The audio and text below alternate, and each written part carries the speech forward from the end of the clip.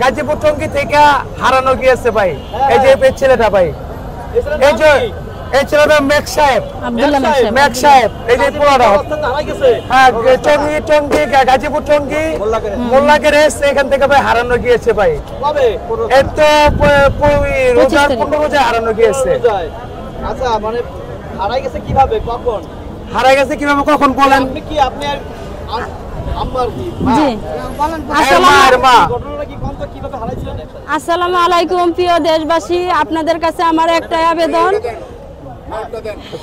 আমার ছেলে বড় ছেলে সে শারীরিকভাবে মানে বুদ্ধি প্রতিবন্ধী, সে রমজান মাসের 25 তারিখ হারিয়ে গেছে মুরকুন মোল্লার গ্যারেজ টঙ্গী গাজীপুর থেকে। আজ পর্যন্ত তার কোনো সন্ধান আমরা পাই নাই। এজন্য আমি আমার ভাইয়ের কাছে আসছি, হ্যাঁ আমি যাতে রনি ভাইয়ের কাছে আসছি, আমি যেন আমার ছেলে আব্দুল্লাহ মেক সাহেবকে ফিরে পাই। আপনারা যে যেখান থেকে দেখছেন ভিডিওটা বেশি বেশি শেয়ার করবেন, আমি যেন আমার ছেলেকে ফিরে পাই। সে খাবার চেয়ে খেতে পারে না, তারপর অনেক কাপড় আছে কি তাই আমি জানি না, কোথায় আছে জানি না। ওই হারাইছে রমজান মাসের 25 তারিখ বিকেল 4টা বাজে। ওই আমার বাসা মুরকুন মোল্লার গ্যারেজ থেকে হারানো গেছে। আচ্ছা হারাইছেটা কোন ওই আপনার কোন জায়গা বললেন? ওই মুরকুন মোল্লার গ্যারেজ, হ্যাঁ টঙ্গী মুরকুন মোল্লার গ্যারেজ, ওইখান থেকে হারানো গেছে। আপনারা কি কোনো আশেপাশে সব জায়গায় খুঁজছেন? হ্যাঁ আমরা সব জায়গায় খোঁজাখুঁজ করছি, আত্মীয় স্বজনের বাড়ি এমনি মাইকিং করছি, পোস্টার করছি, কিন্তু কোথাও কোনো সন্ধান আমরা এখন পর্যন্ত পাই নাই।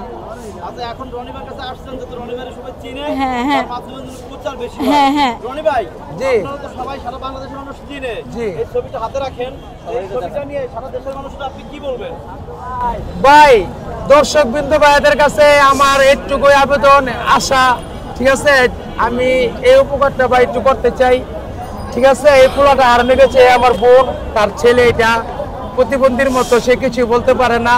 পোলাটা টঙ্গী থেকে হারানো গিয়েছে, ঠিক আছে আমি তার এটা সন্ধান চাই। আচ্ছা যদি কেউ এই ছেলের সন্ধান পায় তখন কিভাবে এই পোলাটা যদি কেউ সন্ধান দিতে পারে, কিভাবে পেয়ে থাকে, সাহসী কণ্ঠ থাকে এই সফটওয়্যারে যোগাযোগ করব, এই সাহসী সফটওয়্যারে যোগাযোগ করলে, হ্যাঁ সামাজিক যোগাযোগ করলে পাওয়া যেতে। মানে এটার হোয়াটসঅ্যাপ নাম্বার তো খোলা আছে না? হ্যাঁ সব খোলা আছে। আচ্ছা কারণ যদি আপনাকে কেউ খুঁজে বের করে, আপনি তো এইখানেই থাকেন নাকি? আমি কারণ বাজারে থাকি, কারণ বাজারে সহজে যোগাযোগ করে রনির কাছে, তাও পাইবো।